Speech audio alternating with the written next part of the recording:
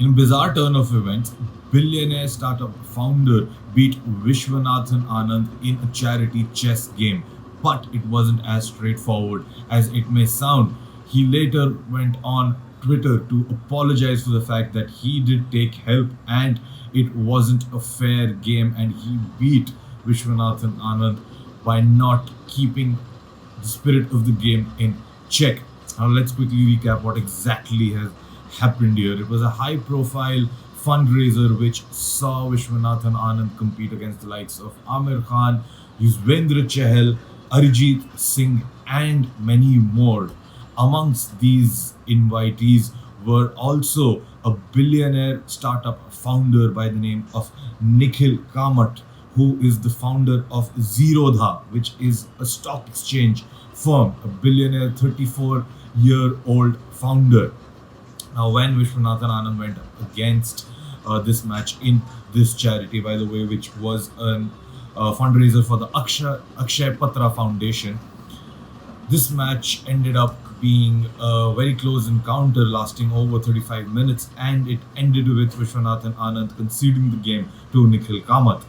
Now, at that point in time, there were not many red flags raised, but just a few hours later, chess.com, which was the platform where the virtual event was being hosted, went on to block Nikhil Kamath's profile. And a day later, Nikhil Kamath on Twitter put out a statement which acknowledged the fact that he had taken help by a number of experts and people who were analyzing the game virtually and advising him on how to go about beating Vishwanathan Anand. He went on Twitter and put out a statement rather, which was not very much in tact with what Vishwanathan Anand wanted to hear, because before putting out the statement, Nikhil Kamath had called up Viswanathan Anand to clarify the situation, and Viswanathan Anand himself had said that you can, in your own capacity, put out any statement that you want, but I would like to stay away from this controversy as much as possible because I had nothing to do with it. It is you, in fact, who cheated,